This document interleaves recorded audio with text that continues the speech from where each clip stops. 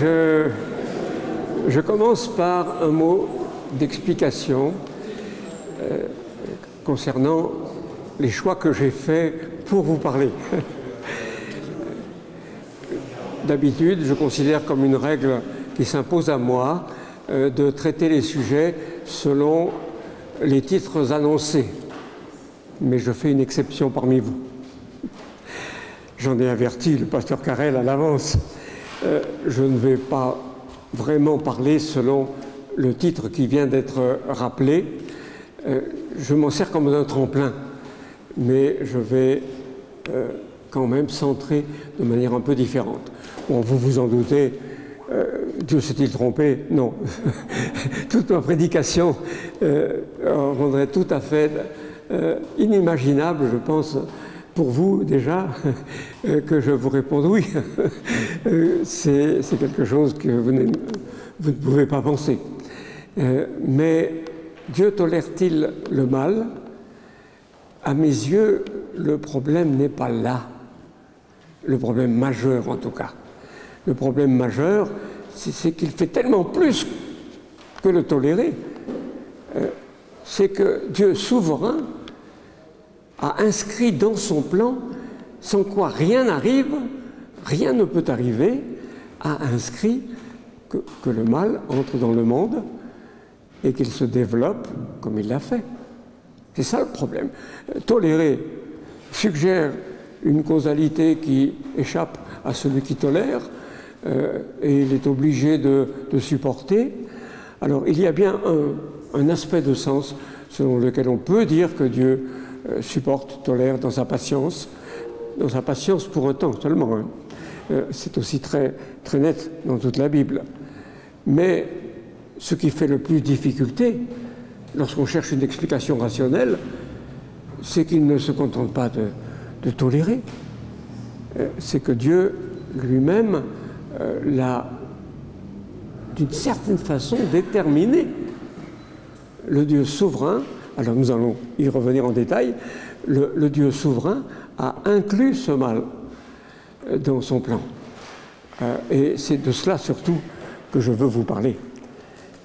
Voyez, donc je vais au-delà, je me sers du titre qui a été annoncé comme d'un tremplin, mais je vais au-delà et je crois nous mettre tous en face de la difficulté majeure.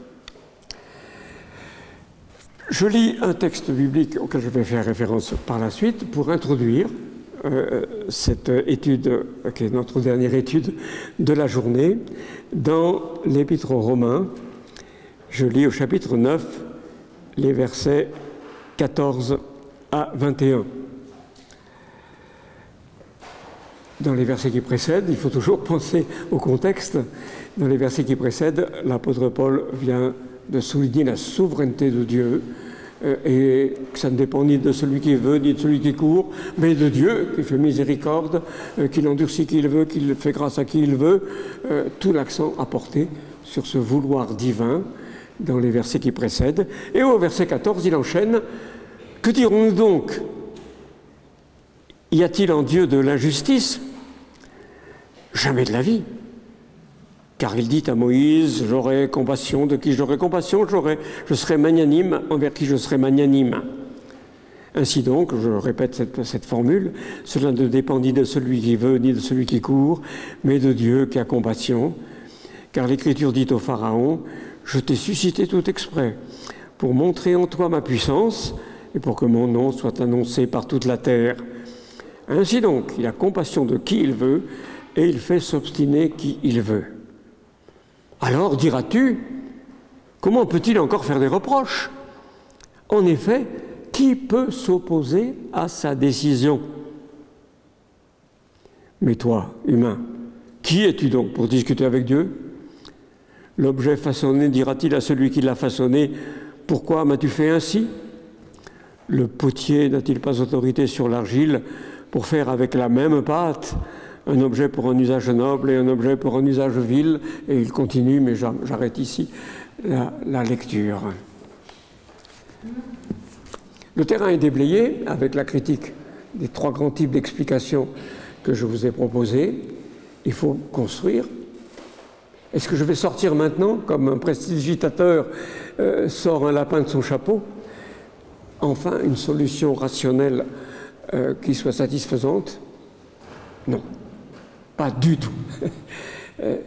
Et ma thèse, c'est au contraire qu'il n'y a pas d'explication rationnelle de l'origine du pourquoi du mal, et que cela nous est enseigné par l'Écriture elle-même. En particulier, dans le passage que nous venons de lire, je vais l'expliquer davantage. Et c'est dans ce sens que j'emploie une expression qui a été évoquée ce matin, celle de mystère opaque. Les mystères de la Trinité, de l'Incarnation, etc., sont des mystères de lumière. Mais ce mystère, notre raison ne parvient pas à le pénétrer, il reste obscur, opaque. Au lieu d'une vitre transparente, vous avez une cloison opaque. C'est dans ce sens que j'emploie le terme. Nous ne pouvons pas comprendre. Mais, et c'est la deuxième partie de ce que je vais présenter, nous pouvons comprendre que nous ne pouvons pas comprendre. Et il y a là un grand profit de sens, un grand profit pour notre édification spirituelle. Voilà le schéma que je vais suivre dans les moments qui sont devant nous. Tout d'abord, et c'est ce qui va constituer le mystère opaque, les trois piliers de vérité qui sont abondamment attestés dans toute l'Écriture et que, je crois, nous sommes invités à recevoir ensemble. Il y a d'abord la réalité haïssable du mal. Ce n'est pas une simple apparence superficielle. Non, le mal est une réalité terrible qu'il faut dénoncer. Depuis la 3e page de la Bible, pas les 2 premières, d'accord, mais depuis la 3e page de la Bible jusqu'à la dernière, c'est vraiment l'obsession du mal, et du mal capital qu'est le péché, que nous voyons attesté pratiquement partout dans la Bible entière, avec cette injonction que j'ai déjà citée, « Ayez le mal en horreur », réalité haïssable. Ça choque souvent nos contemporains. Moi, je me rappelle, j'étais jeune, mais lors d'un voyage, j'avais discuté avec un étudiant iranien. Nous revenions des États-Unis, et il était étudiant aux États-Unis, mais il me disait qu'à quel point dans le christianisme et la Bible, ah non, il était choqué par cette présence partout de ce souci du mal et cette volonté de le désigner comme vraiment le problème. Il réagissait, comme je crois pas mal de gens autour de nous réagissent. Si nous voulons demeurer dans la perspective biblique, premier pilier, la réalité haïssable du mal. Deuxième pilier, j'ai commencé déjà à en parler, la souveraineté entière de Dieu. Contrairement à tous les dieux qu'ont imaginé les êtres humains, le Dieu biblique est le Dieu qui fait tout ce qu'il veut. Contrasté avec les dieux païens, dans les psaumes 115 et 135, dans ce langage, avec cette expression-là. Il opère toutes choses selon le conseil de sa volonté, selon le plan qu'il a formé dès avant tous les temps lui-même, d'après le premier chapitre de l'Épître aux Éphésiens. Nous avons les passages que j'ai déjà évoqués tout à l'heure. Nous avons le texte que nous venons de lire dans l'Épître aux Romains. Rien ne résiste à sa volonté, rien ne peut s'élever contre sa décision. C'est ce que dit l'apôtre dans le verset que vous venez d'entendre lire. Et là, je vais aller encore un peu plus loin que tout ce que j'ai dit jusqu'à présent, mais c'est une donnée biblique. Il y a quelques passages qui nous disent cela des actes des méchants. Au chapitre 14 du livre du prophète Ézéchiel, il nous parle des faux prophètes. Le prophète Ézéchiel, un vrai prophète, nous parle de ceux qui parlent en leur propre nom, tout en prétendant être les envoyés de Dieu. Et ils sont condamnés avec virulence par Dieu dans ce passage. Et pourtant, que dit Dieu dans ce psaume 14 ? Si un prophète parle ainsi, c'est moi qui l'aurais séduit. C'est moi qui l'aurais séduit. Dans la traduction NBS, Nouvelle Bible Seconde, que j'utilise, le verset 9 se lit « Si le prophète se laisse duper, s'il prononce une parole, c'est moi, le Seigneur Yahvé, qui aurait dupé ce prophète. » Il n'en est pas excusé pour autant, au contraire, Dieu prononce son jugement dans la suite de ce verset même. Et on retrouve la même chose à propos même des sacrifices d'enfants. Je leur donnais, ces lois qui étaient mauvaises, dit-il un peu plus loin, dans le même livre du prophète Ézéchiel. Donc, ça va très très loin.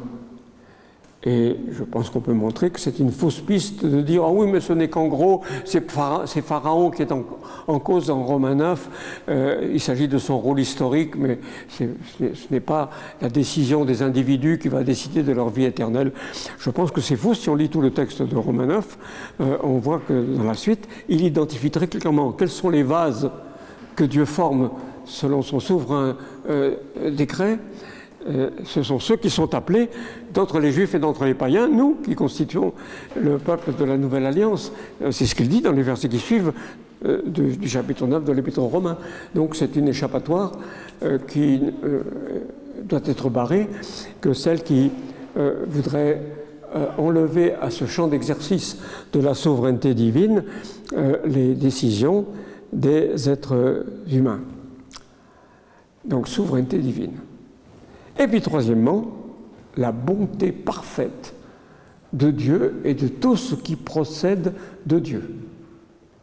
Dieu, un seul est bon. Dieu seul, c'est Jésus qui le dit. En lui, tout est justice, perfection.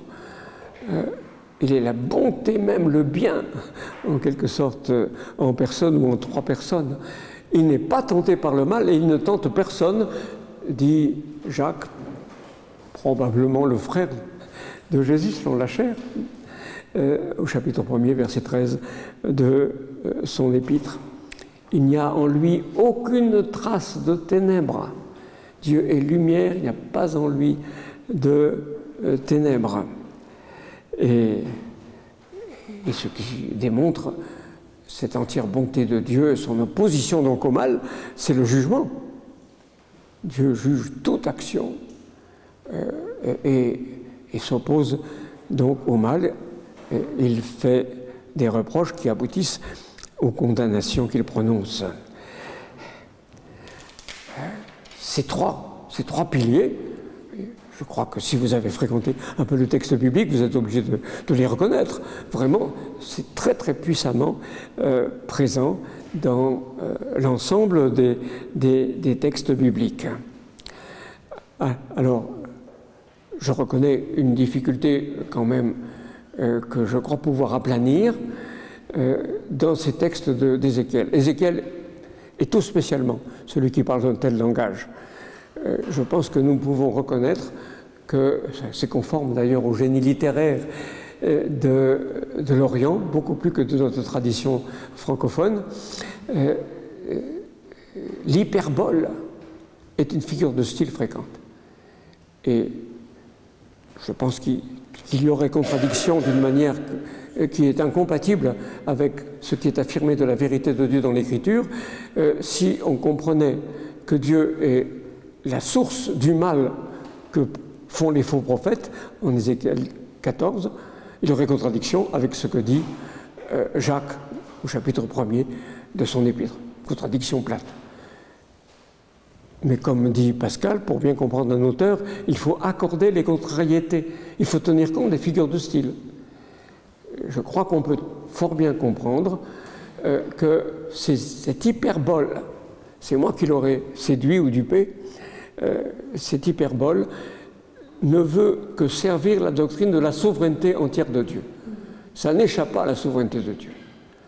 Mais ce n'est pas que la fausseté de la prophétie du faux prophète procède de Dieu, découle de lui. Ce qui serait alors là vraiment incompatible avec ce qui est dit autrement de son entière bonté. Donc je propose pour ce point précis de dire nous avons une hyperbole.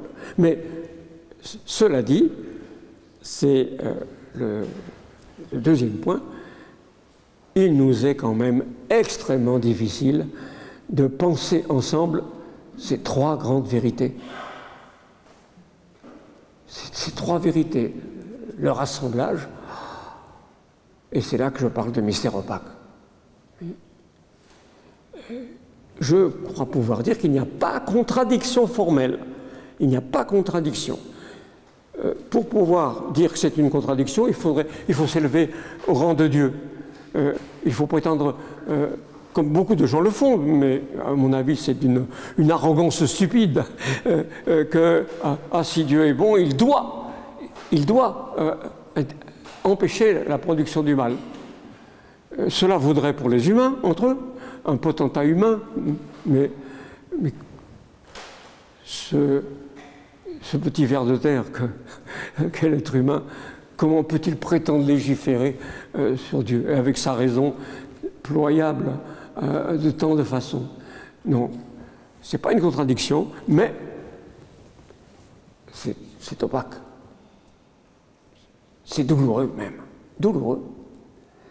Et je propose une autre image empruntée à ce que Paul dit de son écharde dans la chair. On ne sait pas, on n'a pas tout à fait de certitude à cet égard, probablement une infirmité. Au chapitre 12 de la seconde épître aux Corinthiens, il dit que Dieu, pour empêcher qu'il s'énorgueillisse de l'excellence des révélations qu'il a reçues, il est transporté au troisième ciel, permet qu'un ange de Satan, un envoyé de Satan, le gifle en quelque sorte. Et il a demandé à Dieu d'enlever cela, cette écharde dans la chair. Une écharde, ça fait mal. Et que Dieu, le Seigneur, lui a répondu, ma grâce te suffit. Je dis, l'assemblage des trois vérités est une écharde dans la chair de notre raison. Écharde dans la raison. Mystère opaque, voilà, c'est les deux expressions que je suggère. Ce qui me donne de l'assurance, qui me fait penser que je ne suis pas en train simplement de dire que moi je n'y arrive pas, peut-être que c'est que je suis plus bête qu'un autre. Non, ce qui me donne de l'assurance que c'est vraiment le cas, qu'on ne peut pas, dans ce pèlerinage terrestre, résoudre la difficulté, cesser de l'éprouver comme un assemblage très difficile, sinon impossible à penser. Et ce qui me donne cette assurance, c'est deux choses. D'abord, il y a un lieu où les trois vérités sont proclamées ensemble, avec un maximum de puissance. Quel est ce lieu? C'est Golgotha, à la croix. S'il y a une évidence à la croix, c'est que la réalité du mal est haïssable, que le mal n'est pas une simple apparence, que le mal, ce crime épouvantable contre Jésus. Mais en même temps, la souveraineté de Dieu est très fortement proclamée. Tout cela a été prédit. Et l'apôtre Pierre, dès le jour de la Pentecôte, souligne que tout s'est fait selon le plan arrêté de Dieu. Donc, ce n'est pas que Dieu était pris par surprise, ce n'est pas qu'une causalité lui est échappée. Tout ça, c'est son plan qui s'accomplit. Et ce n'est pas qu'il soit complice de ce mal, puisque ce mal est dirigé contre lui. C'est la bonté parfaite qui rayonne en Jésus, qui est attaquée par le mal de ses de ses bourreaux. Donc vous avez les trois vérités à la croix, puissamment proclamées, à la fois. Et puis la seconde base biblique de mon assurance, non, c'est bien comme ça. La seconde base biblique, c'est ce que je lis ici. Paul, ayant affirmé la souveraineté de Dieu alors que le mal est réel, manifestement, il considère que le mal est réel, il pose le problème, mais oui, ce problème qui torture l'esprit des humains, comment fait-il des reproches? Comment peut-il juger si rien ne résiste à sa volonté, s'il est souverain? Comment les deux? Et voyez comment Paul répond? Il ne répond pas « Ah oui, mais Dieu se limite lui-même et puis il laisse l'homme indépendamment décider. » Non, il ne dit pas ça. Il ne répond pas « Ah oui, mais c'est l'envers d'un bien que Dieu gère dans la perfection du tout. » Il ne répond pas comme ça. Il dit « Être humain, tu ne peux pas comprendre. Pas plus qu'un vase que façonne un potier ne peut comprendre les décisions du potier. Tu ne peux pas comprendre. » Pour moi, il y a là une attestation très forte du caractère opaque du mystère de l'association des trois grandes vérités. Donc, c'est ce que je vous propose. Alors, je pense qu'on trouverait ça aussi comme un message du livre de Job. Parce que le livre de Job, certes, nous instruit dans son prologue de la raison pour laquelle, spécialement dans ces circonstances, Job a été affligé, mais cela ne lui est pas révélé. Quand Dieu se manifeste dans ses grands discours du sein de la tempête, il ne lui donne pas cette explication. Pas d'explication. Simplement, maintenant mon œil t'a vu. Je me repens des paroles inconsidérées. Je reconnais que tu peux tout. Voilà.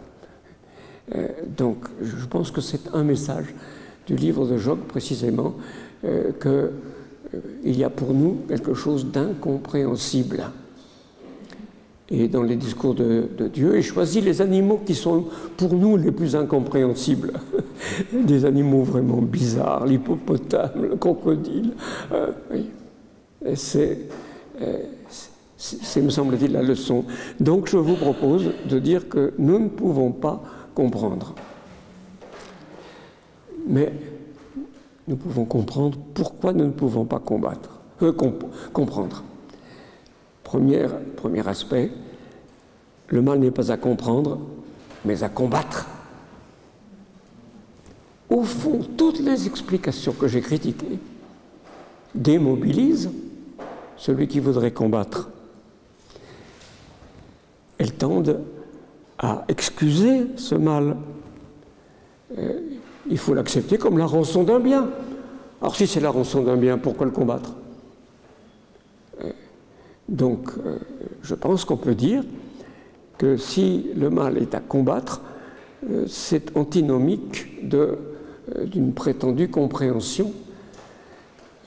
On cite souvent une formule, je ne sais pas, c'est peut-être Madame de Staël, je ne sais plus. Tout comprendre, c'est tout pardonner. Je pense que ces explications iraient dans le sens de tout comprendre, c'est tout excuser, mais précisément, il ne faut pas s'excuser, il faut combattre. Donc nous avons là un premier aspect. Mais je creuse un tout petit peu plus profond et je vois que l'essence de toute explication rationnelle par la raison est ici en jeu. Que signifie comprendre? Selon l'étymologie du terme, c'est prendre avec. Prendre avec. C'est réunir les choses qui étaient disparates, ou qui étaient là comme ça, et voir comment elles forment un tout lié. J'ai souligné déjà tout à l'heure que la raison est sensibilité au lien de cohérence. Comprendre le mal, pourquoi il surgit, c'est au fond l'intégrer dans l'ordre, le mettre dans un lien de cohérence, donc d'homogénéité avec tout le reste. Et si vous comprenez le mal, ben finalement, ce n'est plus le désordre radical, mais un aspect de l'ordre.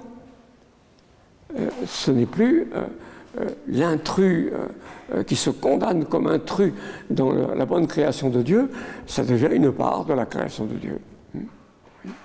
Et il se trouve excusé. Notre raison a été faite pour que nous apprécions l'harmonie, la cohérence de la création de Dieu. C'est une faculté qui est faite pour notre appréhension de la création, qui est tout entière formée par la parole de Dieu, comme nous le dit tout spécialement le prologue de l'Évangile selon Jean. Si quelque chose est radicalement étranger à cet ordre que le Verbe divin a instauré, et qui est la cohérence très bonne de la création de Dieu, alors il est normal que cela heurte la raison, puisque la raison est la sensibilité à la cohérence. Oui. Donc, je pense que nous pouvons comprendre pourquoi nous ne pouvons pas comprendre, et ne devons pas comprendre, parce que cette impossibilité de concilier la présence du mal haïssable dans un monde ordonné, parce qu'il est sous la souveraineté de Dieu, cette impossibilité marque le mal comme un mal, fait ressortir sa malignité radicale. Donc, je suggère que nous pouvons comprendre, que nous ne pouvons pas comprendre. L'opacité du mystère n'est pas une échappatoire pour un raisonnement qui se serait fourvoyé et qui aboutirait à des impasses. C'est ce qui désigne le mal comme mal. Et c'est pourquoi il est unique. Il y a un mystère opaque, avec des ramifications, d'accord, mais c'est toujours permettre le mal pour Dieu, alors que les mystères de lumière, il y en a beaucoup. Voyez, mais il y a un seul mystère opaque parce qu'il désigne le mal comme mal. Voilà ce que je mets sous l'expression comprendre que nous ne pouvons pas comprendre. Et je vous ai dit, il y a profit de sens. Quand j'y réfléchis, je me dis, mais c'est magnifique qu'il en soit ainsi. Premier aspect, pratiquement tout ce qu'on trouve dans les efforts humains pour traiter le problème du mal, ce sont des tentatives d'explication rationnelle, tendent à excuser le mal, à finalement montrer que le mal n'est pas si mauvais que ça. C'est l'envers d'un bien. Que la Bible seule, je crois qu'en gros on peut dire la Bible seule, ne fasse absolument pas cela, mais continue à dénoncer le mal du mal, finalement je me dis, mais c'est une marque de vérité surnaturelle, finalement extraordinaire. Si on compare à tous les efforts humains, tout homme menteur et Dieu seul, c'est vrai. Vous voyez le profit de sens. Au bout du compte, j'en arrive à penser que ce qui paraissait une faiblesse de la position chrétienne, de ne pas avoir d'explication pour le mal, est finalement un signe de force surnaturelle. Ça, c'est le premier profit de sens. Mais il n'y a pas seulement celle-là. Il y a celui-là. Il y a un deuxième profit que je trouve très très précieux. La question de l'origine, du pourquoi du mal, ce n'est pas la seule. Il y a une autre question, au moins aussi originelle dans l'expérience humaine. C'est le « jusqu'à quand, Seigneur? Jusqu'à quand ?» La question de la fin du mal, la question plus existentielle. Or, je discerne, je crois discerner, je vous le propose, je discerne que c'est précisément l'assemblage des trois vérités qui est une écharde pour notre raison, qui fonde une ferme espérance de la fin du mal. Si vous y pensez, si vous supprimez un seul des trois piliers, vous n'avez plus aucune assurance que le mal va finir. Si le mal, c'est finalement une imperfection de détail qui contribue au tout, pourquoi est-ce que Dieu ne conserverait pas? Il n'y a aucune raison de l'éliminer. Cette dissonance dans la symphonie, c'est très beau. Donc, il n'y a pas de raison d'espérer une fin pour ce mal. Si le mal est issu d'un libre arbitre indépendant de Dieu, qui peut prédire quoi que ce soit, même par la victoire de Dieu, et pourquoi, si ce libre arbitre est là, tout ne recommencerait-il pas si le pouvoir de dire non à Dieu est consubstantiel de la liberté, s'il appartient à la liberté comme telle, ça doit encore jouer au ciel, ça doit encore, voyez, donc aucune assurance que le mal va disparaître. Cette source indépendante de Dieu peut produire de nouveau le chaos. Et la même chose, si le négatif est ce qui pousse vers l'avant, permet le progrès, alors là de nouveau, il n'y a aucune motivation pour essayer de l'éliminer. Il faut saluer sa fécondité. C'est seulement si les trois choses sont vraies ensemble que nous avons vu attester dans la Bible, que là, nous avons une ferme espérance. Si Dieu est souverain, s'il est le mal, et si le mal n'est pas une simple apparence, nous pouvons être sûrs que Dieu va éliminer le mal, qu'il remporte sur lui la victoire. Donc, cet assemblage, malgré la douleur que la raison éprouve, je ne le nie pas, cet assemblage des trois vérités est le fondement d'une ferme assurance. Et quel profit de sens que de savoir ces choses. C'est à partir d'elle, de cette pleine élimination du mal, que je peux souscrire à ce que une mystique du Moyen-Âge, qui était une recluse à Norwich en Angleterre, Julienne de Norwich, elle a eu l'impression de recevoir des révélations de la part du Seigneur Jésus. Mais je crois que ces révélations sont en accord avec l'Écriture et je trouve qu'elles sont belles. Donc, je pense qu'elle était vraiment en relation de communion avec Dieu.